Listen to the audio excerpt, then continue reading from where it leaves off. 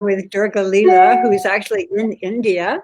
So it is about 7:30, 8 o'clock at night where she is. So I am deeply appreciative that Durga is taking this time to be with us today.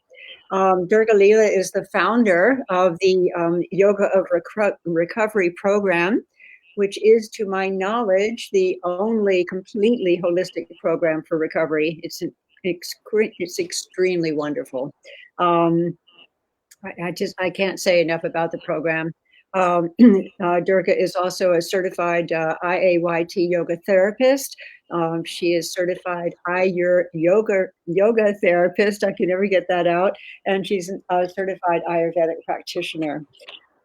She joins us today from India. We have a short 30 minutes, so I want to get right to it. So Durga, welcome. Thank you so much for being with us today. This is just awesome. We were talking before we came on live about what the recovery capital is. And can you explain what that means? And can you speak to that? Yeah. So thank you for asking me to be part of this. Well done on getting your technology skills up. You've done better than I have. So recovery capital is just us being aware of the resources that are available to us, and resources to do with just our daily living, our emotional, spiritual, physical health, our opportunities for connection at social levels, like connectedness and community, and also just things like school and education and jobs.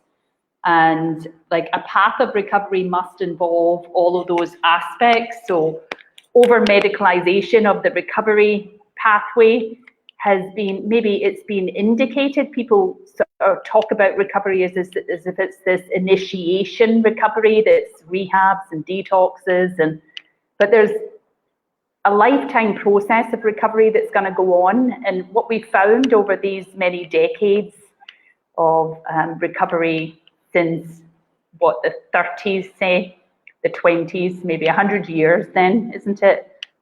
Is that a lot of the real resourcing of people on a path of recovery will come from outside of the actual Western medical model. So a lot of it is just a life support process. And what's good about it, I think, is that it's been grown from the grassroots. It's been grown from people that have been through the trouble and have found a way through it. And it's not like we don't stumble. It's not like we don't suffer in our own way. There's pain points still, but we've created that. We're surrounded by tools and resources that we know about and that can help us.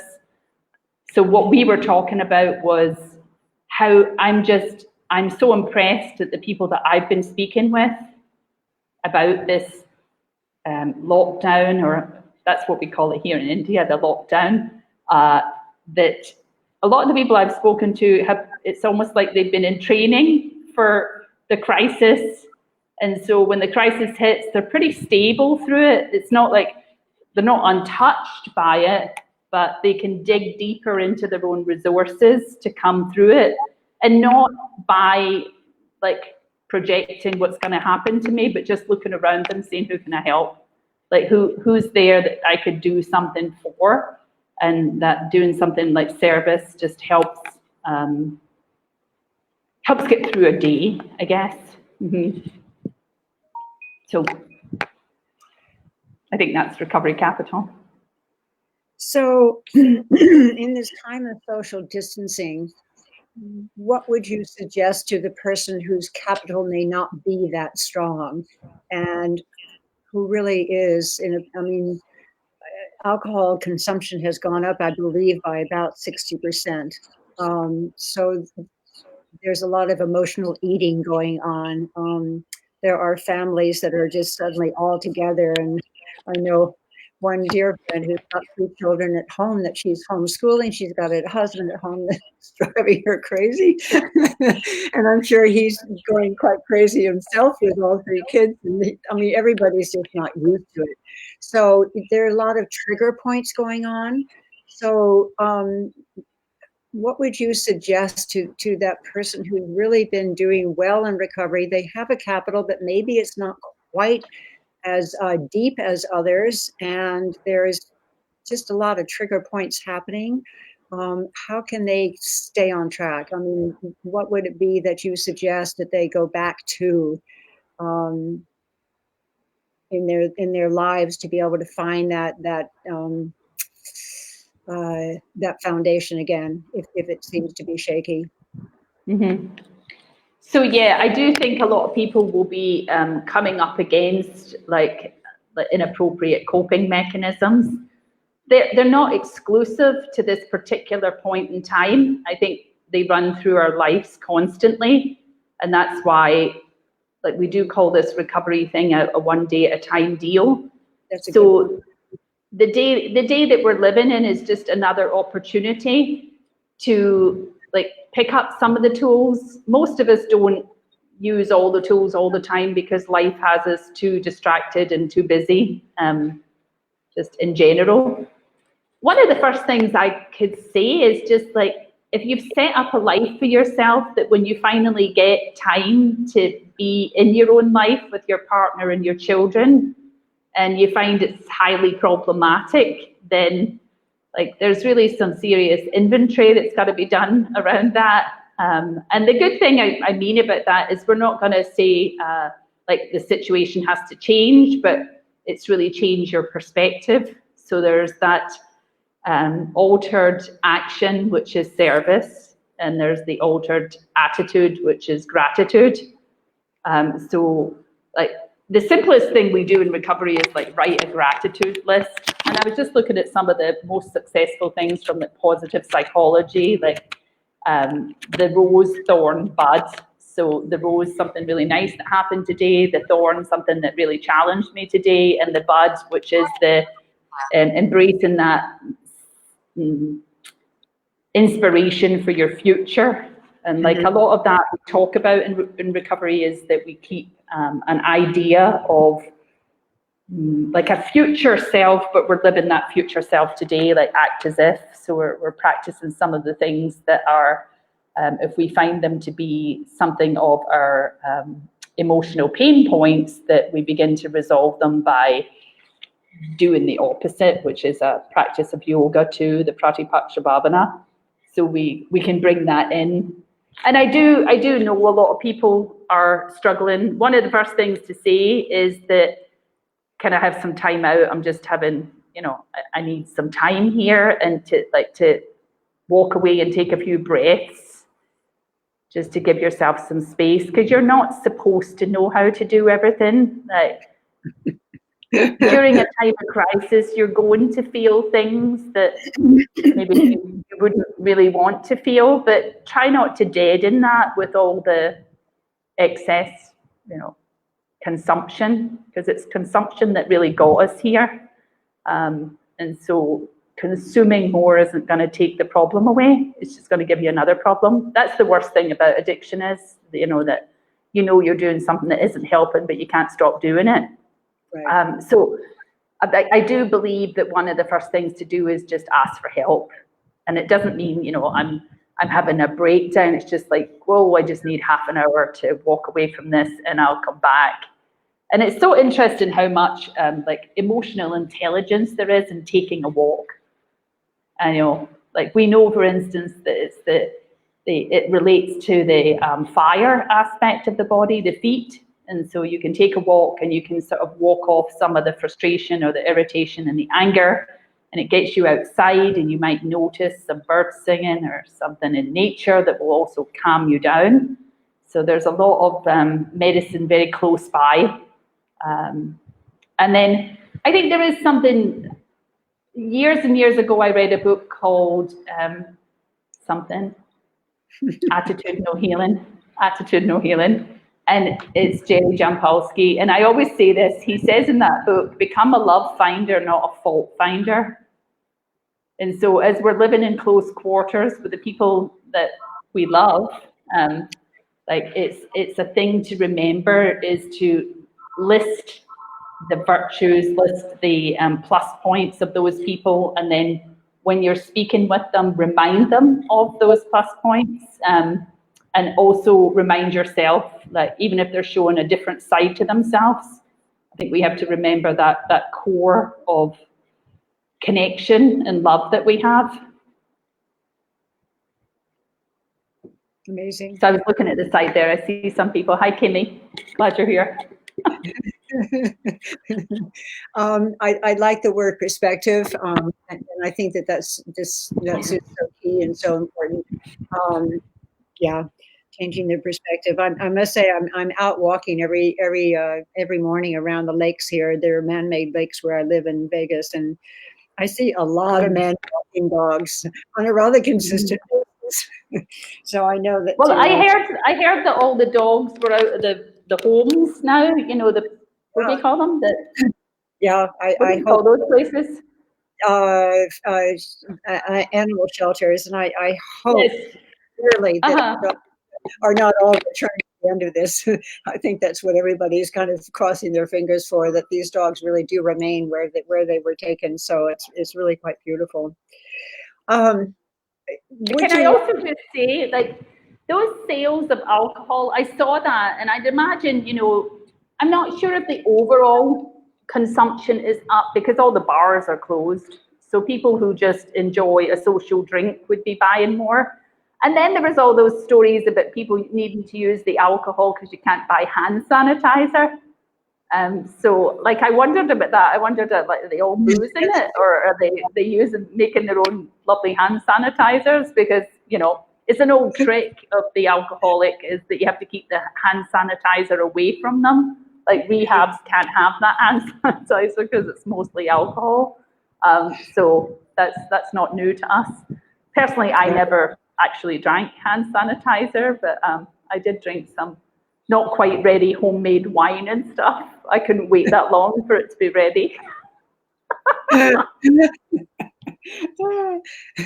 So maybe in the time that we have left, would you like to be able to describe just a little bit the yoga recovery program, because it's so successful. I should say that, and I hope I'm not putting you out on a limb here, that I believe that Durga will be publishing a book at some point soon, I hope, to really go through all the steps of her yoga recovery program. And I met Durga when I reached out to find out how my son, who had returned from Iraq with some pretty serious PTSD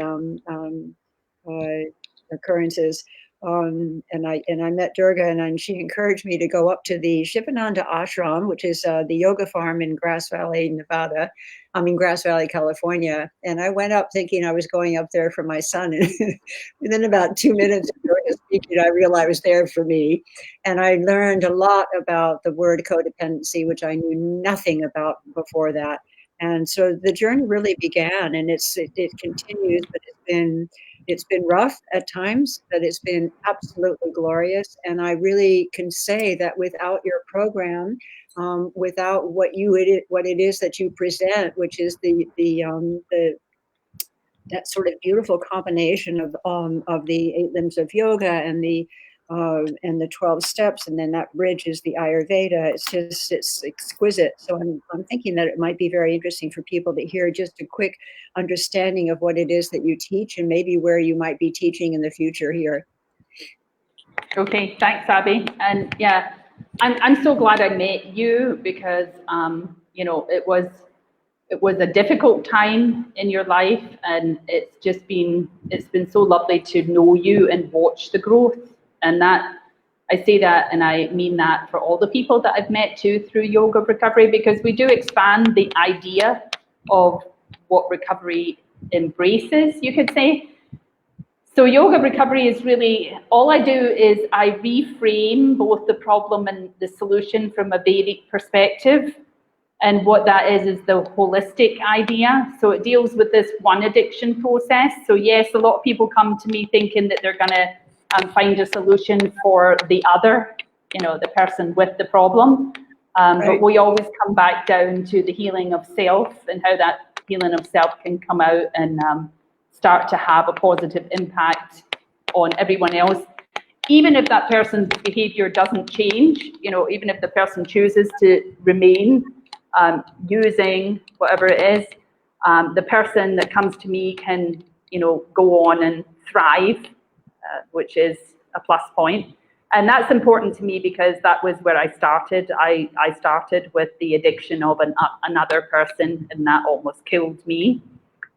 So what else do we do with yoga of recovery? As we reframe it, I use these 6 tenets. So just looking at the idea that if we go to the very roots of the problem, we'll see that we need different layers of medicine. So I call it the medicine of spirit, the medicine of the life force, the medicine of connection, the medicine of sense care, the medicine of forgiveness, and the medicine of just understanding that this is a process.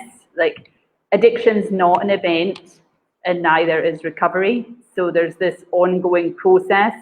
I call myself a person in long-term progressive recovery because I'm at a level now at 20 years that I wasn't at 2 years. And sometimes I think we expect people to be somewhere where they couldn't be. So right. the idea is to accept the person where they're at. And, I did a recovery coaching session last year with CCAR, the Connecticut Community Addiction Resource people, who I speak at their Multiple Pathways of Recovery conference. And they had this question, was what does recovery mean for you today? What does recovery look like for you today? And that's been a question for me because I've voluntarily given up things that apparently I didn't really need to, but really for my health and my own flourishing, I did have to, and I'm glad I did, but it wasn't easy. So that's what yoga of recovery really is about. It's looking at that one addiction process, acknowledging that we're all part of that in some way, and then working on our own stuff. Like wherever we are now, that's what we're going to work on all those different levels. And we bring in yoga, meditation, Ayurveda, and it's the pathways of yoga. So all the different perspectives of the pathways, the discipline, the devotion, the service, the inquiry, like all of those are aspects that we bring in. But we bring it in from the idea of this is how I suffer, and then we find the solution, because we're looking at the idea of our attempts to self-soothe and our attempts to find an end to the pain or pain states that we're in, that those are inherently correct. So if we stop going down the corrupted path offered to us by like a society that's out of control around like consumerism and separation and isolation and divisiveness, and we go towards the yoga paths, which is really about restoration and reunion and coming home to the self in connection with everything else around us, just not just the immediate family, but the bigger connections, the community that are 5 elements in Ayurveda, which has just been like, that's a gift to me to understand myself as 5 elements in this 5 element world, and then make connections and relations with that which is around me.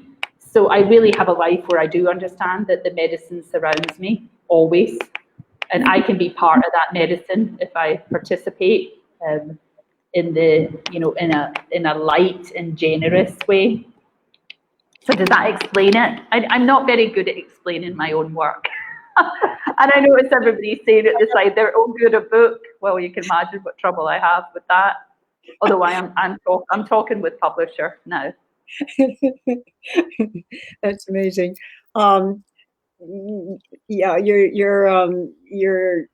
your tenets are really so beautiful, and they really do come to. So, in essence, what it is that you're doing is you're taking the opposites. So we're finding the opposite to almost everything. So, and that's not easy. That's really not easy to do. When you're in deep anger, it's very, very difficult to find compassion, etc. So, and you really do walk people through very, very clearly. I think the one thing that I really love about Durga is the twinkle in her eye and the smile and the little Scottish accent. And before you know it, you realize you've just been totally dressed down. You've been from the hip, and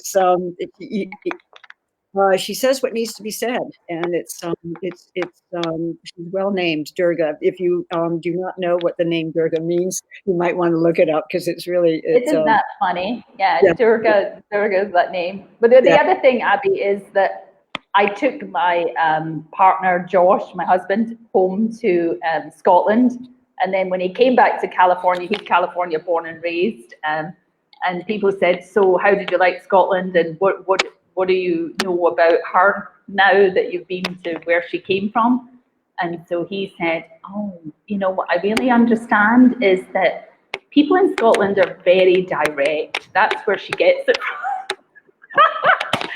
And I thought that was funny because, you come from a place, that's just how it is, yes. So right. I did notice when I got to California that people weren't that direct. No, yeah, as a New Yorker, I faced the same problem. New Yorkers, Yeah. they're extremely direct, and it got me in more trouble than I would like to just say, I hope Josh is on. If Josh is on, hi, Josh. And Durga's husband is a firefighter, so thank you for your service. That's amazing, and he's in California, so you know what he faces on a daily basis. And the fact that Durga still has a smile on her face and not totally white hair is absolutely amazing to me. I do have totally white hair. All right. He's getting younger and younger. It's me that's aged. But But you just mentioned New York. It's funny because I'm sitting in India, and that was a decision that was made when it looked like it was going to go the way it's gone. And one of the things about yoga recovery is that I do teach in ashrams because I think it's good for people to come away and learn and not just learn, but live the learning. So for a number of days, 5, 7, 10 days that you actually go through this kind of disciplined daily schedule and stuff. And I think it's helped. You see a transformative effect in people very quickly with routine. So that's one of the things to have during this lockdown stuff is just keep to a routine and just make it simple, make it gentle, but just stick with it. My trick is that all through the day, I sit down to do something and I put my iPhone timer on for half an hour. If I'm feeling more strong, I do 45 minutes.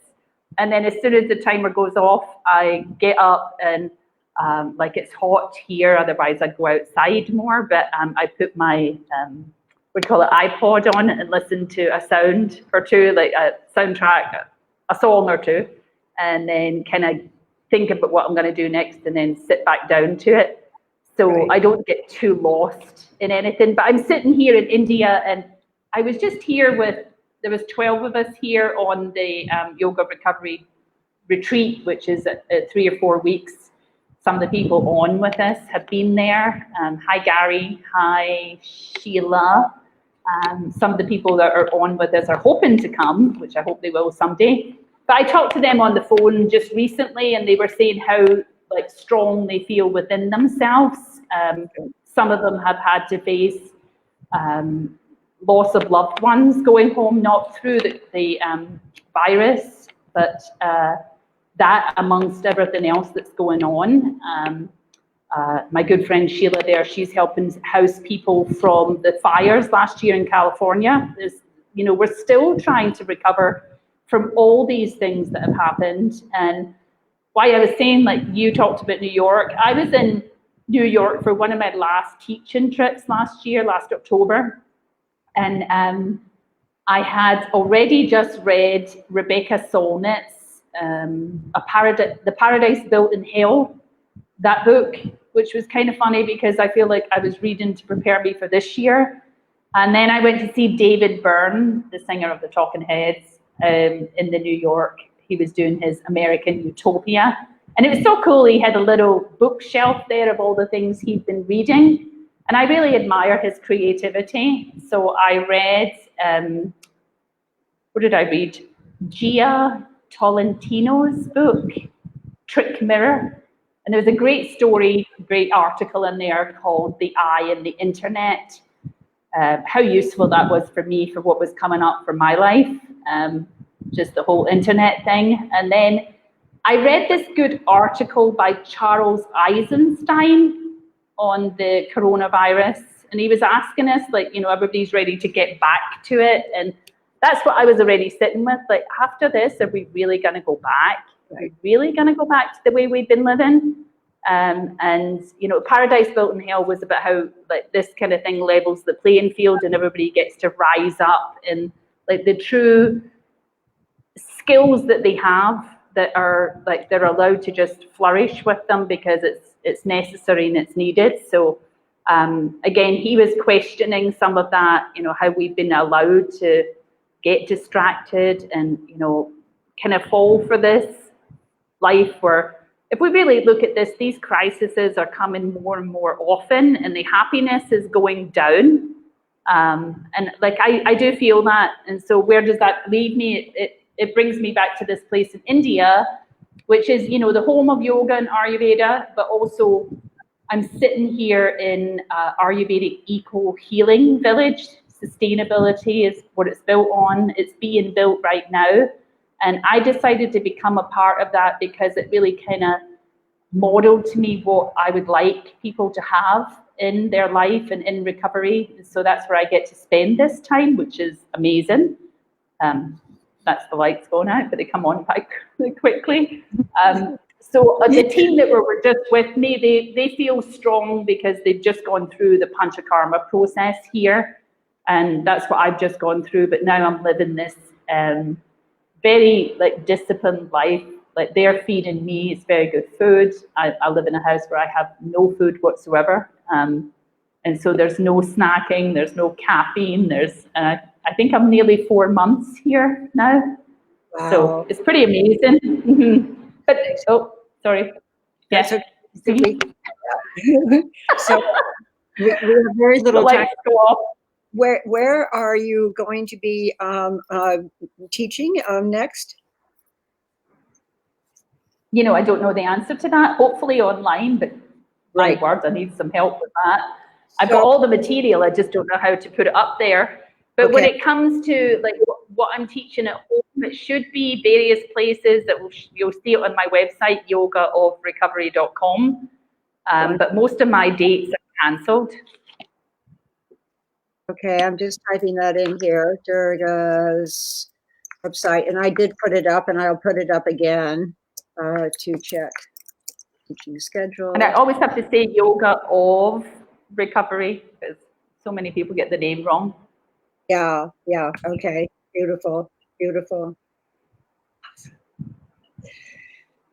Any final words of wisdom that you would like to share before we close out? Do I have any wisdom? Of course. I just go back to my Ayurveda training. I think really, like, being where we are now is, I think the only thing I look at with everybody is look where the universe put you for this particular piece of the play. And there is no mistake in that. So congratulate yourself on, like, being here and coming through it. And then also, like, be aware and be able to look at the things where maybe you're not your strongest and ask for help or find a way to strengthen that. Because really, I think we often rely too much on the government to help us or save us or tell us what to do. But really, why are we doing that? Because the intelligence is living us.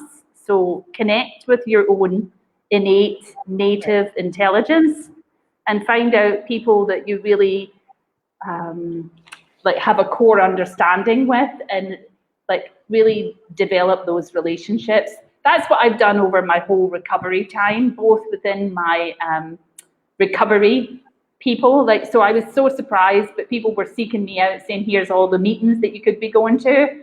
And then also within the Ayurveda world, within the yoga world, and now even with family, like, I notice a lot of people are reconnecting with family because we've been able to connect across miles and miles for a long time, but somehow this has made it, you know, more important. Yeah. Sorry, there's something that just happened on my screen that sort of went, ah! That's okay, because I'm talking to the people here. Marianne, very well done. 10 years, that's amazing. And I'd love to hear from people at my website, no, my Facebook thing is Yoga of Recovery. So find me over there and, you know, tell me what you'd like from Yoga of Recovery. Fredo and Kimmy are saying, yes, the book, that's your fault, Abby. And Sheila's there. Sheila and Kimmy. Kimmy's going to come next year. Kimmy was out on an adventure. And there's Lalita, who has a gorgeous wee dog. So it's nice to see people here. Thanks for being up early. Oh, it was our benefit. And what you were just saying reminds me of what I put in my newsletter, which was I ended it with a quote from Christopher Moore, which is, children find the magic because they look for it. So, you know, really looking for that magic, and it's there. It's there every day with everything. We can find that magic. So thank you, Durga. This is just amazing. For those of you that may be on at this early hour here in the US, we will be putting this up onto YouTube right away. It's Jivamaya Yoga with Talks. So that will be going up as soon as I can get it. And I once again thank this divine woman who is sitting to my left, who I finally call my daughter-in-law. No, Dick. I can't say hello to Durga? No, not right now. Please, we're live. Just wait. We're live. So, yeah. So, I know who that is. Hi, Dick. Hi, Kristen. Because we're live, Dick. I know that. Hi, Andre. Yeah. All right. Thank you. Hi. I hope you're well. Why am I moving?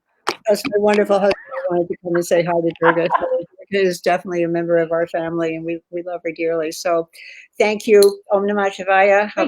Because let me just say that Dick and Abby were the witnesses at my Las Vegas wedding nearly 5 years ago. Right. That was Vegas. Who thought? Wonderful woman. Yep. Getting married in Vegas. Okay. So thank you, Durga. I just cannot possibly tell everybody who's listening, please, please, please go onto Durga's website, follow what she's doing, because it's amazing, and all of her teachings are for all of us, regardless of where we are with life, because we're all struggling with various things that come up in our lives, and those answers are really quite there. So thank you. Have a wonderful night. Thank you. That went quickly. Yes, and my best to Josh. And we will talk. My best to your whole family. Yeah. Miyako too.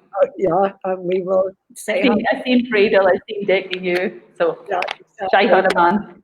All right. So thank you. I'm going to sign off, but I think that, we're going to stop the stream, but you can stay on for. Thank you. Namaste. Namaste.